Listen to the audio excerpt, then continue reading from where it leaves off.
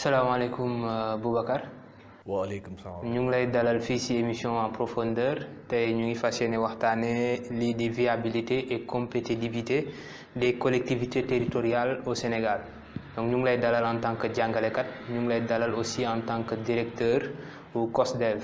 nga xam te ne structure la buy yëngu ci wàllum développement donc laaj bi ma lay njëkk laaj mooy tey jii lan nga mën a définir viabilité et compétitivité des collectivités territoriales.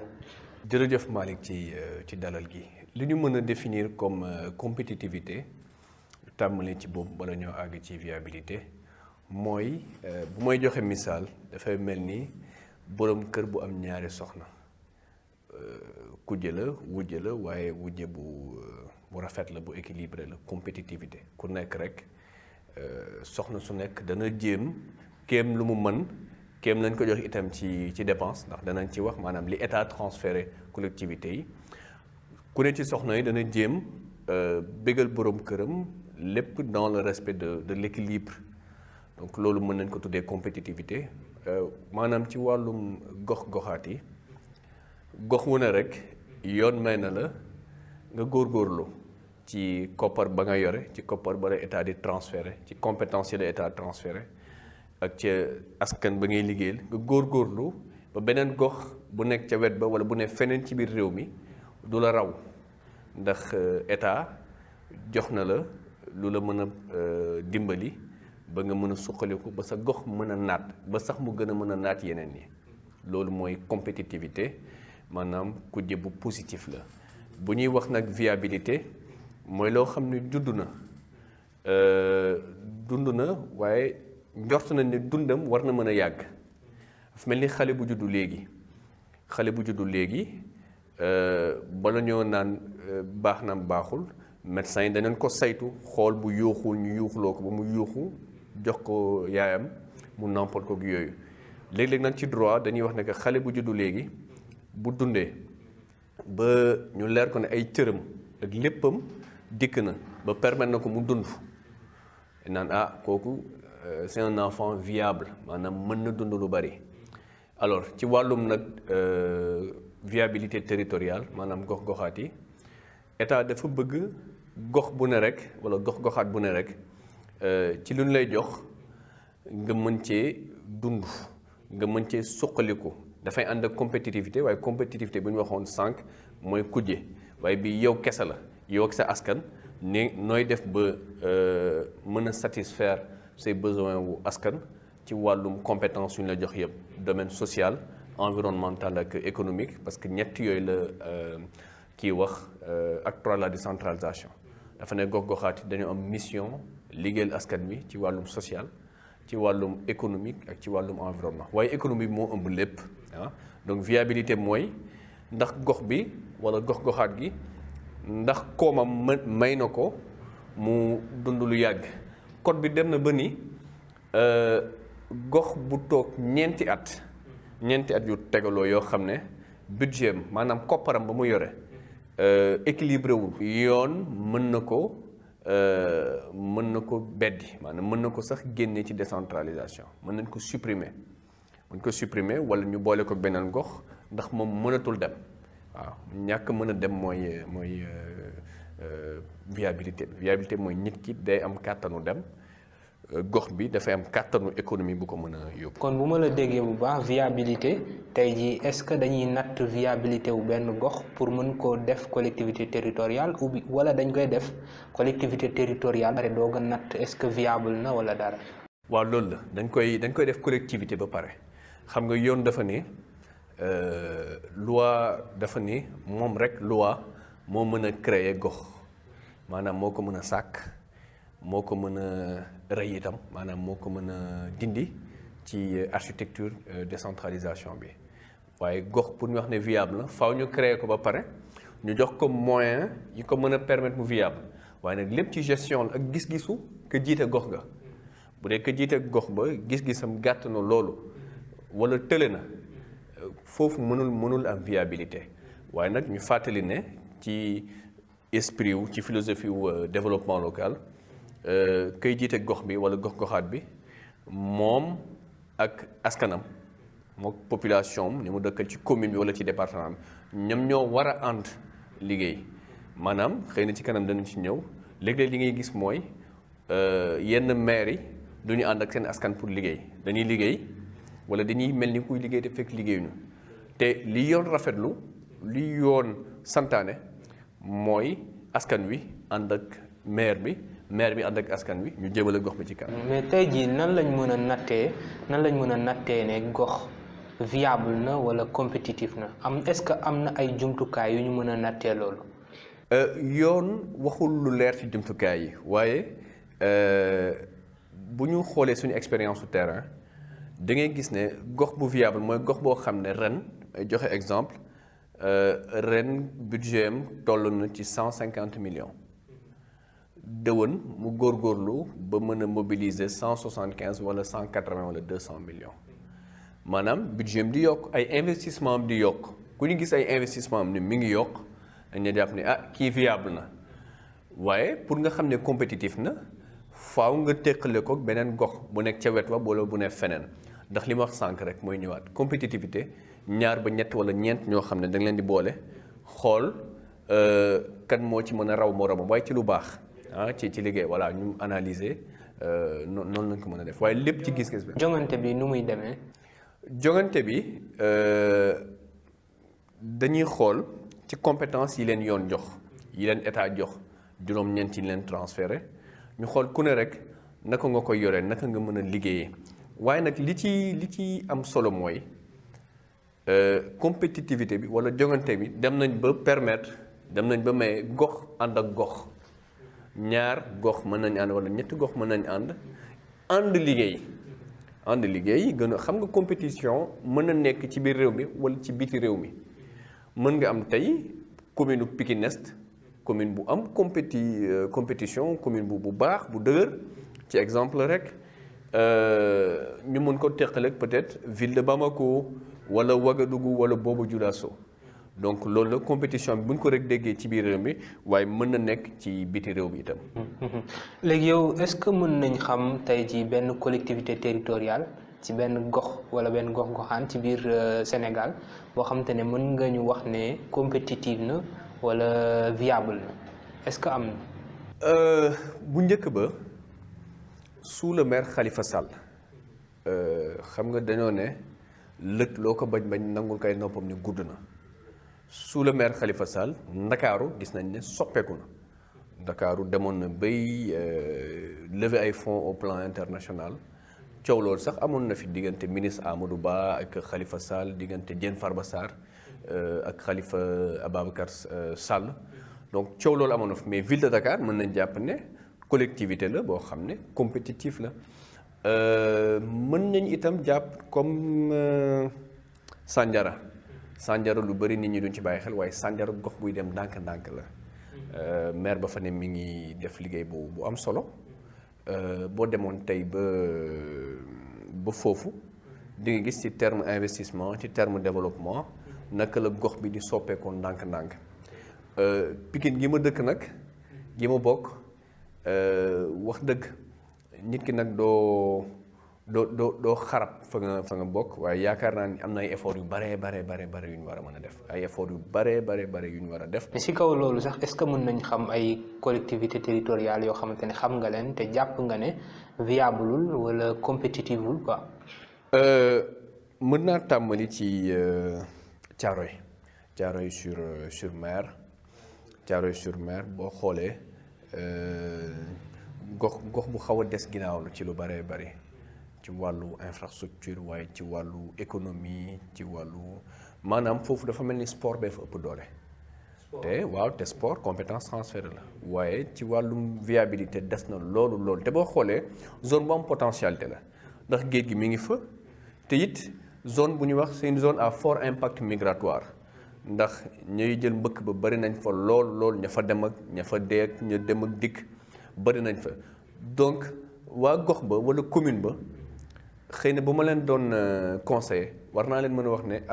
boo leen defoon tey projet wu lutte contre l'immigration clandestine wala projet wu retour des migrants ndax am na fi ay ONG am na fi ay partenaires techniques et financiers état mi ngi fi ak yeneen ñoo xam ne war nañ mën a jàppale projet yu mel noonu fonds yaa ngi fi waaye comme li ma la wax sànq rek gis-gis bi moo fi nekkagul yenn maire yu bari nañ ko wax rek te ñu mere ñu waaye yenn maire yu bari amuñu gis-gisu managérial. est-ce que boobu ci la bokk. waaw ci la bokk waaw ci la bokk bu Thiaroye-sur-Mer ci la bokk. tey jii est-ce que mën nañ jël tey jii comme que yenn am na ay gox-goxaan yoo xamante ne compétitive wuñu et viable est-ce que mën nañ boole ay collectivités territoriales si cas yooyu noonu bu dee am nañ ay collectivités territoriales yoo xam ne dañoo des ginnaaw ñu dugal leen ci beneen collectivité territoriale mu yóbbu leen. mën na nekk waaye xam nga principe pour décentralisation mooy gox bu ñu créé bu ne rek ñu bàyyi ko autonomie maanaam ak liberté am ba gox bi mën a demal boppam waaye li koy waral ñaar la ba ñett bi ci jiitu ñàkk gis-gisu maire yi la ñàkk vision ndax politique bu bari bi ci topp mooy askan wi ñu ci bëri xamuñu rôle maire wala rôle commune ndax ñoom dañuy jàpp ne commune bi wala maire bi seen patron la jàpp ne kooku leen war a jox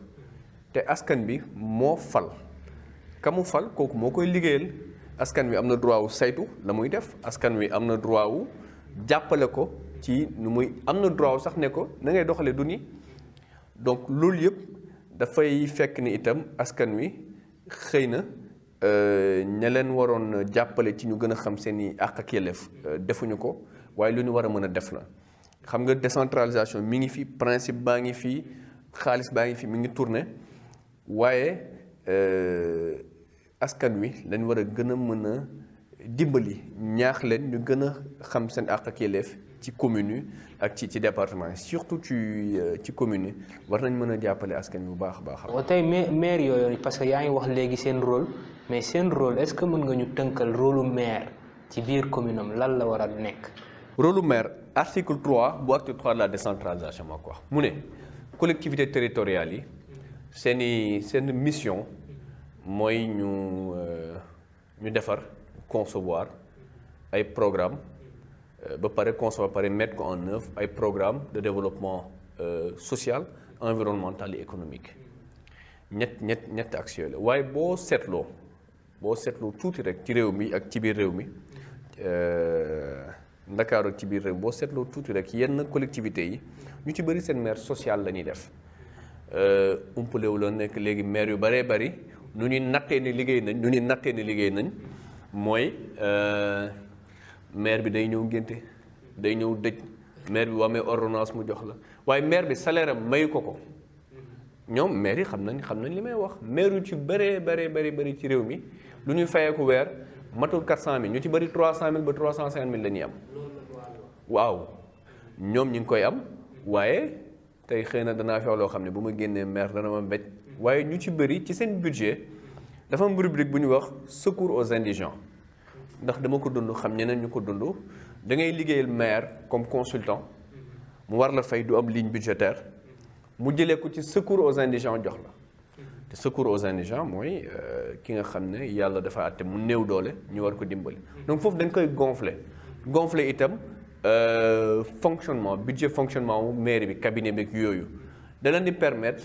ñu léeg-léeg yenn maire yi di fooye xaalisu askan bi xam nga tey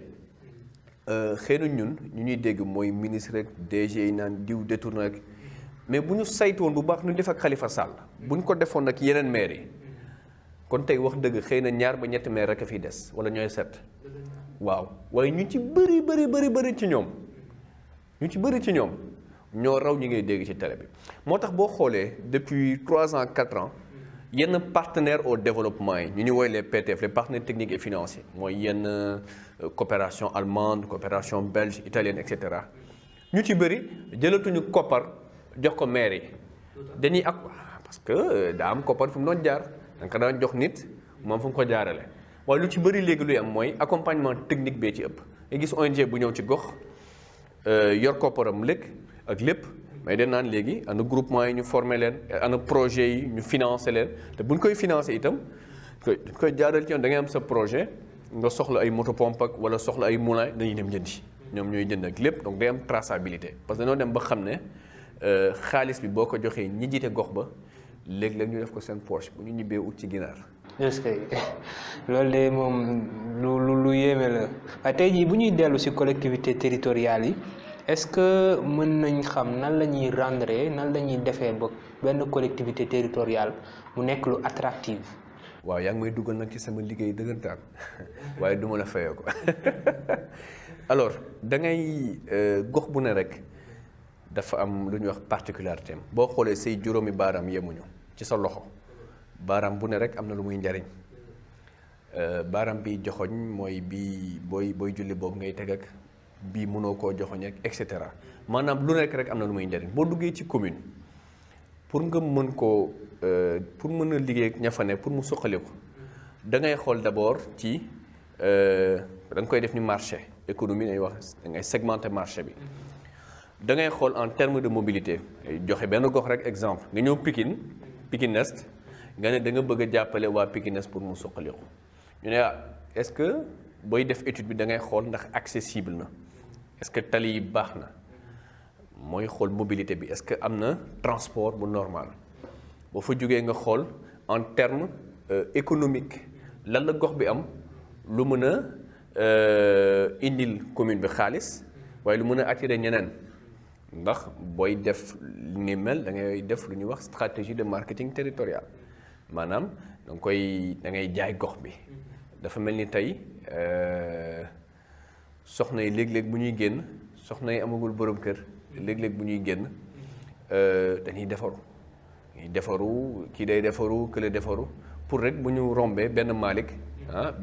ne kii kat maquillage am neex na ma kii kat tagaloom saf na ma kii kat liyam lii te fekk dañ lay xëcc même principe la donc principe bu attraction la attractivité plutôt dañ lay attirer dañ lay charmer loolu boo xoolee économiquement nga ne gox bi kat am na marché gox bi am na stade gox bi am na lii nga xool également en termes de sécurité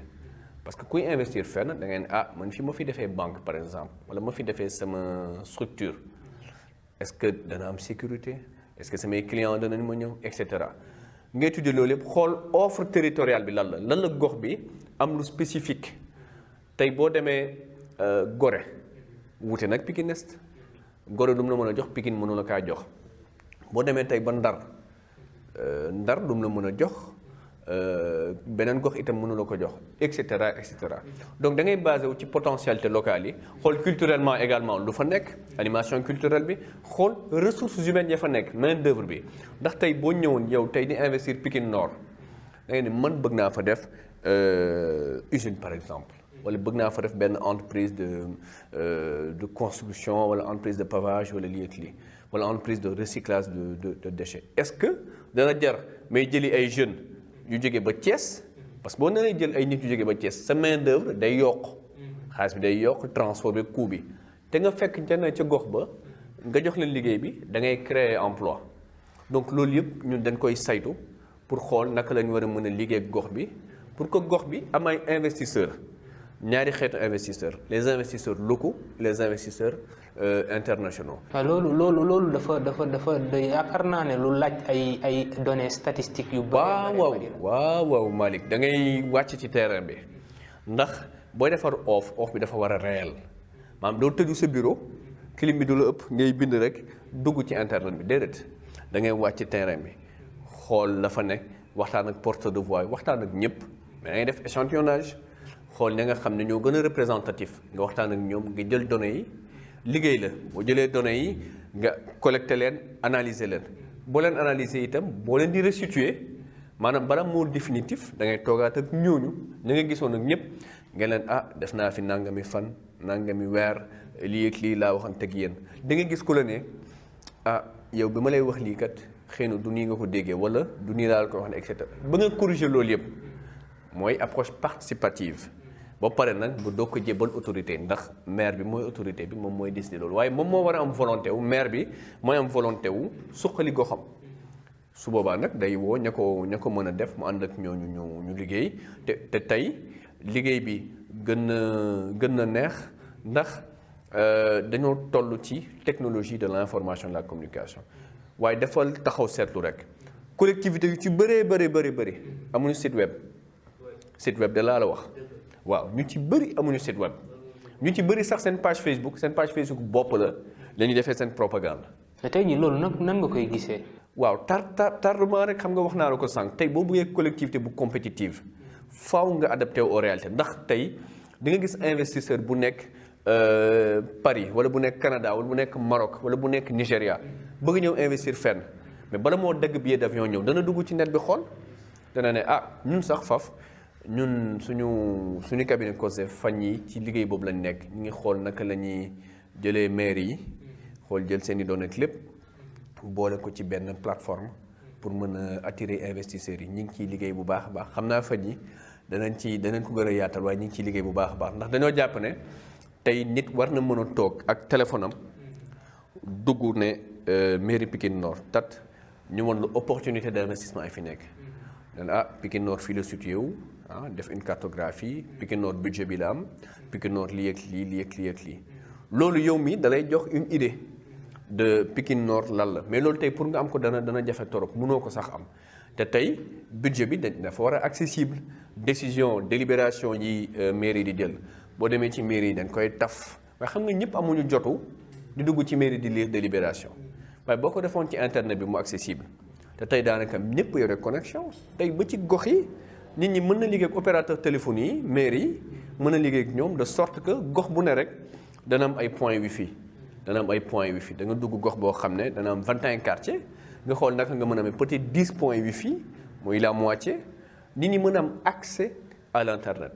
loolu dafa di un combat boo xam ne bu ko collectivités yi mënee rek te ADIE mi ngi fi yeneen ñi ngi fi yoo xam ne seen liggéey loolu la ñu war ko mën a def ndax tey compétitivité bu ñu doon wax ca njëlbeen ba moo fi ñëwaat rek ndax da nga gis commune boo xam ne moom 2.0 la gis commune boo xam ne wax dëgg neex yàlla boobu moom yàgg na lool waaw kenn xamul lan la waaw. sànq yaa ngi doon wax ne collectivité territoriales yi dañuy wute tey jii li nga xam te ne moo am en terme d'attractivité Pikine mën na bañ a bokk ak li nga xam te ne moo am Guédiawaye wala Tëngéej mais tey jii est-ce que complémentarité entre les collectivités territoriales mën na def que yenn collectivités territoriales di mën a amal ay jokkaloo. waaw loolu yoon da ko digle. xam nga wolof dafa ne lu benn mën ñaara ko dàq ñaara mën kenn ñett lu bëre waaw donc tey principe de solidarité boobu acte 3 da ko prévoir moom la le principe de solidarité des collectivités territoriales ñaar la ña bokk ci réew mi te ñu jege woon too géographiquement mën nañ liggéey ci cadre compétence yu leen transféré wala ñu nekk Sénégal gox yi war a mën a liggéey ak ñu nekkul Sénégal ñu nekk Mali ñu nekk Afrique du Sud ñu nekk Rwanda ñu nekk feneen war nañ mën a liggéey loolu coopération décentralisée. waaye li am solo ci li nga wax mooy intercommunalité mooy ñaari gox daal au minimum ànd lëkkaloo te politique taxul dara taxul lu dul développement ñoom ñoo bokk di liggéey ci wàllum compétence transférée yi leen état jox. mën a liggéey ci environnement mën a liggéey ci planification mën a liggéey daal waaye liggéey boobu dafay tënku ci yoon daanaka am sax bu ñu koy defar représentant état dafay teew le préfet wala le sous-préfet ñu defar un cadre intercommunal boo xam ne ren ji maire bi moo koy jiite déwén beneen maire bee koy jiite day tourner waaye principe bi mooy gox bu nekk rek gis ci boppam te loolu dañ ko war a mën a encourager ndax luy dimbali gox yi la waaye luy permettre ñu wàññi chômage bi la waaw gis nga liggéey bi naan liggéey am nag amul dëgg la sax xaw na jafe waaye gox-goxaati bu ñu defoon la leen war ñoom ñu ci bari. tey da nga jàpp ne liggéey am na ci Sénégal. waaw man dama jàpp ne liggéey am na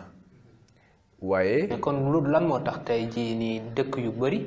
di cité Sénégal ci dëkk yi nga xam te ne sous-emploi daf fi bari. waaw xam nga li ñu gëmloo la dañoo gëmloo ne bu la état dimbaliwul doo liggéey walla boo toogul ci bureau doo liggéey xam nga liggéey dañ léeg-léeg nit ki mooy créer liggéeyam waaye mi ngi commencer ci am say compétence bopp xam nga man ma toog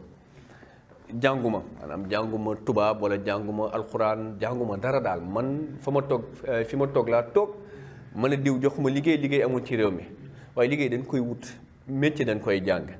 bu dee menuisier nga bu dee cordonnier nga bu dee leneen nga mais loolu itam parce que tey boo duggee ñun gox gi ñu ne muy Pikine loolu mooy suñu force boo xoolee dafa am secteur informel bu am doole bu fi nekk boo demee ba ci zone artisanale bi am na fi doole trop boo di cité pépinière et cetera nit ñi ñu ngi daan seen doole. mais je pense que tey secteur informel dañ ko war a encadrer wala dañ ko war a supprimer au détriment. déedéet économie Sénégal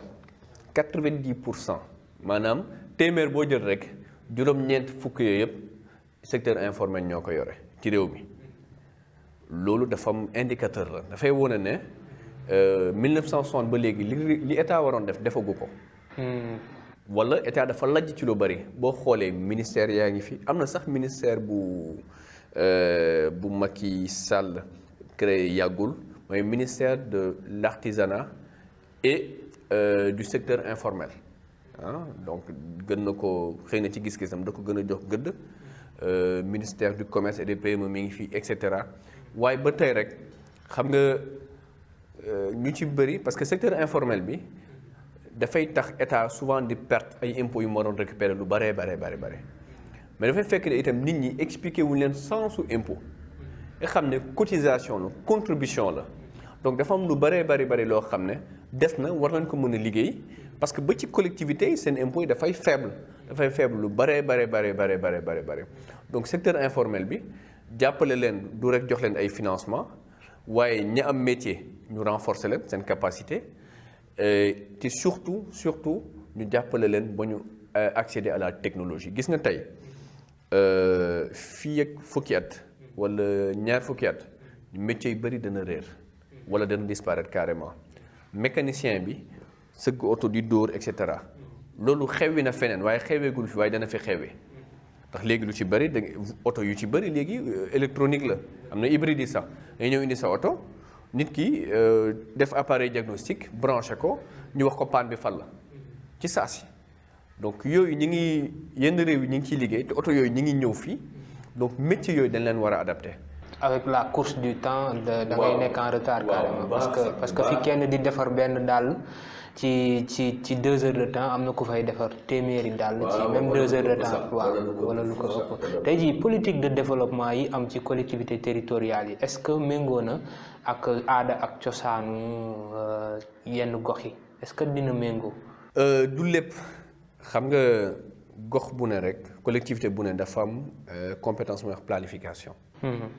maanaam plan da ngay xalaat fii ak ñaar ñett ba juróomi at yi fi maire bi di toog fan la commune bi jëm wala fan la département bi di jëm mais loolu da nga koy dafay tënku ci ni réew mi di doxee xam nga tey réew mi fii ba 2024 li fi nekk gum mooy plan Sénégal émergent président bi dafa ne man nii laa bëgg réew mi doxee nii laa ko gisee mu créer ay ministères ñu ko mën a doxal créer ay agence gox-goxaati itam seen gis-gis dafa war a tënku ci loolu waaye nag am nañ autonomie ci bu ñuy élaborer seen plan de développement communal wala plan de développement du département am nañ autonomie wu méngale kook seeni aada ak cosaanu gox xam nga tey plan de développement communal bu Pikine Nord bu jaaree yoon dana wuteeg loolu ak plan de développement communal bu Kër Mbukki fële ca Kaffrine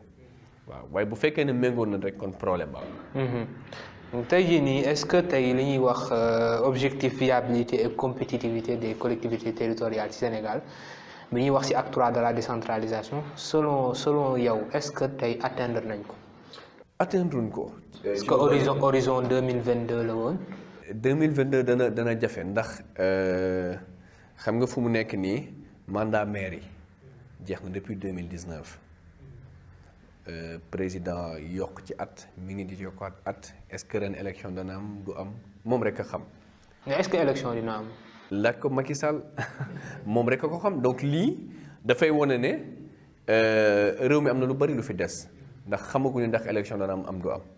te dañ ko war a xam calendrier républicain ñëpp ko war a xam mooy démocratie est-ce que 2022 danañ ko atteindre déedéet ci sama gis-gis xam nga tey wax naa fi 5 problème économie waaye même fonction publique locale bi fu mu nekk nii coow la ci collectivités yi secrétaires municipaux yi ak secrétaires généraux yi SMI ak SGE yi ñi ngi souffrir ci collectivités yi ndax ñu ci bëri loi reconnaître leen xam nga maire moo leen di nommé ñu ci bëri itam lu ñu waroon am ci indemnité amuñu ko parce que loi sur la fonction publique locale ba tey ñi ngi koy waxtaane donc bëri na ay frustré léegi-léegi nga waxtaan ci ak ay SM wala ay SG waaye bëri na ci ñu ci frustré loolu te loolu dafay sooxal gox xam nga tey boo duggee ci commune yi lu ñuy wax mémoire institutionnelle commune secrétaire municipal bi la wala secrétaire général bi la liggéey bu ci ëpp solo ñoom ñoo koy def waaw te ñooñu dañ leen war a dooleel dafay permettre collectivité bi institutionnellement nu mu war a mën a doxee mu doxee ko donc est-ce que 2022 danañ ko atteindre man ci sama xalaat bu gàtt déedéet yaakaar naa ni des na loolu parce que boo xoolee acte 3 bi ñi ngi ko jël te évaluation loi 9606 mooy acte 2 bi ñoraguloon des na waaye bala ñoo dem 2022 nañ évaluer xam nga sax fan yi ñi ngi indi yeneen question ci collectivité territoriale yoo xamante ni mën na indi jiixi jaaxa ci décentralisation. tey jii le président de la république Macky Sall mu ngi doon wax le 31 décembre que ne réforme yi am ci acte 3 de la décentralisation dafa indi benn caducité wu ville yi tey jii est-ce que ñu ngi xalaat a jëm ci supprimer maanaam dindi ville yi ci réew mi mais tey jii yow lan nga ci xalaat est-ce que am na pertinence loolu. dama xalaat ne président reeru 31 moo neex rek moo tax muy waxee ni mel xam naa ni mbokk séeréer yi danañ ko tooñ danañ ko summi ville dañ ko prévoir ci acte 3 de la décentralisation boo xoolee article 167 ba 187 20 articles dañoo wax ci ville ville dañ ko jox statut commune benn ñaar historiquement yenn villes yi supprimer leen mooy supprimer seen histoire ma joxe exemple Tëngéej exemple Dakar exemple Ndar boo jëlee tey rien que Dakar tey daanakam ci sax décentralisation Dakar moo jiitu sax état au Sénégal depuis 1872 mook ay Gorée ak yooyu ci lu ñuy wax les 4 communes de plein exercice ci bi fi tubaab yi nekkee colonisation beeg yooyu Dakar dafa am histoire boppam. mais man dama jàpp ne ministre bi lu mu njëkkoon wax Omar Gueye ak li Macky Sall wax yépp dañoo xaw a daanu dañoo xaw a wuute sax dañoo xaw a daanu ndax ministre bi bu ma juumul dafa neewoon nekk ville amul contenu nekk juridiquement et cetera waaye xëy na dafa juum ndax encore une fois loi 2013 dafa prévoir ville te it. donte waxul ne ville dañ ko war a créer dafa ne mën nañ créer ville waaye comme mën nañ ko créer te ñu ne ville am na statut commune donc amul sens ñu dindi ko loolu mooy juridiquement waaye encore une fois mën nañ ko dindi yoon maye na parce que wax naa fi sànq ne loi mooy créer collectivité moo koy dindi itam loi may na leen ko mën nañ ko éliminer carrément waaye dama ne historiquement ak en termes d'enjeu même économique dindi ville bi erreur bu mag la tey Paris moo gën a rëy Ndakaaru France ñu gën a rëy juróom fukki yoon mais ville de Paris mi ngi existé ba léegi te boo demee premier arrondissement ba 17e 18e arrondissement foofu yëpp am na ay maire dafa am le maire de la ville de Paris c'est symbolique Rio de Janeiro ville la New York ville la Dakar bëgg a doon Dakar di métropole Dakar itam dafa war a garder statut ville am Abidjan ak yooyu Kigali donc yooyu dañoo war a garder seen statut ville parce que du jëflante beeg ci réew mi rek waaye jëflanteeg suñu nawle ville yi nekk à l'extérieur te it yaakaar naa ni umpalewu la nekk. donc sax da nga jàpp ne même en termes de compétitivité mën na sooxe sax. da koy sooxal lu bëri tey boo éliminer ville de Dakar éliminer ville de Rufisque et cetera te boo leen seetloo sax fan yi ministre bi liggéeyoon acte 3 wala bi nga xam ne bokk na ci ñi ko liggéey mooy Ismaïla Madior Fall te mun a Tëngéej mais wax na ne li nguur gi bëgg moom rafetlu wu ko àndu ci moom professeur Ismaïla Madior Fall mi ngi koy wax mi naan ne moom ville de Rufisque dañ ko war a maintenir bu ñuy supprimer commune fusionné leen mais ville dañ ko war a maintenir wax na ko Seydou Diouf itam mi nekk président commission loi bu ma juumul bu ko nekkoon fii à l'Assemblée tam nekk Benno Bokk Yaakaar moom it wax na ko nee na moom it àndul ci suppression ville donc ñoom ñi nekk sax ci Benno Bokk Yaakaar ànduñu ci moo tax ma ne la du rek politique waaye xëy na ña ko bëgg a supprimer comprendre guñu enjeu wu économique enjeu wu historique ak yeneen enjeu géopolitique yoo xamante ni ville mi ngi koy jouer surtout la ville de Dakar surtout la ville de Dakar bon am na sax ñu dem ba ne bon prétexte bi ville de Dakar la parce que Macky ba mu faloo ba léegi musul gagné ville de Dakar bon loolu ay analyse politique la yu libre la man du ma ci dugg du sama domaine waaye li ma mën a wax mooy supprimer ville moom mooy dañoo raté suñu décentralisation. mais yow tey jii est-ce que gis nga ne collectivité territoriale yi wala sax Sénégal est-ce que ñu ngi def ay prospectives pour def développement yu mucc ayib est-ce que prospective dëggantaan am na fi. sa question neex na ma xam nga prospective mooy xool lii ñëw nooy ci anticiper naka nga mën a rawee ñenn nit ci voilà mën a waajale sa bopp waajal sa askan ci loolu réew mi sax defu ko. réew mi ci boppam état bi ci boppam defu ko donc c'est vrai que tey collectivité war nañ ko mën a def parce que wax naa la sànq ci terme compétitivité ak attractivité prospection moo war a may prospective plutôt moo war a may tey yenn collectivités yi ñu digitaliser seeni collectivité lu ñuy wax système d'information territoriale maa ngi profité di massawu waa Tivaouane maa ngi gis fan yi nekk ay jeunes Tivaouane ku ci mel ni góor gi Massamba Boy muy ñaxtu ci li nu mel wax ne que ñoom ils ont problème d'état civil foofu xam nga léegi yow miy dëkk yow miy juddoo xëy na Tamba boo soxlaa kii da ngay dem ba Tamba wala yónnee Tamba ñu indi la ko ci horaire beeg yooyu waaw te loolu buñ ko digitaliser woon tey am na nu muy demee nga jot ko ci lu gaaw dañoo nekk ci jamonoy vitesse le temps passe vite affaire yi mi ngi dem bu gaaw a gaaw kayit yaa ngi wàññeeku lépp dañ ko war a digitaliser donc prospective moom tey wax dëgg xëy na ñun dañoo cay raw lu bari bokkuñu sax ci course bi faf mais collectivité yi dañ ko war a mën a def ci seen i plan de développement moo tax ñu ni léeg-léeg ci suñu liggéey bu ñu saytoo collectivité bi xool fa mu jógee ak fa mu nekk da ngay def situation de référence xool collectivité bi fan la nekk nga xool potentialité yu war a mën a am da ngay def analyse prospective moo lay mën a permettre nga jaay image gox bi te loolu liggéey kese moo koy may mais du liggéey maire kese mais maire beeg gox bi ak askan wi ñooy ànd liggéey. kon suqaliku développement daal dafa laaj xalaat bu sori. dafa laaj xalaat dafa laaj xarañ dafa laaj yitte waaye laajul politique maanaam quand bu ma waxee politique mooy politique politicienne mais dafa laaj volonté politique nit ki ñu fal ci mairie wala ki ñu fal ci département mu xam ne keneen falu ko président falu ko keneen falu ko. te loolu sax ci dialogue national bi nit ñi waxtaanee nañ ci ba juboo ci xawma ndax am président dana ko entraîner am déet ba léegi mode élection yi dañ ko war a changer booy fal maire léegi da ngay xam ka ngay fal xam nga ba tey jii nii ki ngay fal yow mën nga nekk ci liste fekk yaa bëgg a falu mais gox bi mën lañ gën a xam man ma porter liste bi ñun ñu jàll conseil toog nga nekk conseil parce que ci liste bi nga bokk ñu waxtaan ñu fal la gox bi duñu identifié wu ci yow donc loolu déjà obstacle la woon te yaakaar naa ni nit ñi waxtaan nañ ci ba juboo nañ ñaan rek ñu entériner ko ñu dem ci leneen. tey am ban message ngay jox jeunesse bi. jeunesse yi li ma leen di jox mooy li Serigne Touba jàngale mooy li Serigne Touba jàngale ci kunkaati man alluwa bi nag dafa gàtt loolu ngeen baal ma waaye dafa mel ni dafay wax ne nit ñi ndaw dafay jàng ba pare dafay wuti xam-xam yàlla wax na ko yonent bi wax na ko mag ñi wax nañ ko te jëfe nañ ko. donc tey réew mi li ci ëpp fukki nit yoo jël juróom-ñaari ay ndaw lañ lu am solo la ci réew mi loolu tubaab yi amuñu ko fu mu nekk nii tubaab yi seen dëkk bareetul ndaw donc ñun fii réew mi suñu réew la ñoo ko war a mën a suqali li may mën a wax samay moroomu ndaw yi mooy nañ gëm seen bopp nañ wóolu seen bopp liggéey bu baax a baax gëm ne li maam Cheikh Rafal daan wax rek ne que yàlla du fay wax ba ay jëf mbir bi jëf la ñu wàññi wax bi wàññi kaas bi gis nga ku liggéey rek fayeeku te ku ñàkk rek jariñu. Boubacar Baldé émission en profondeur mu ngi lay jaajëfal ci dalal bi mu la dalaloon.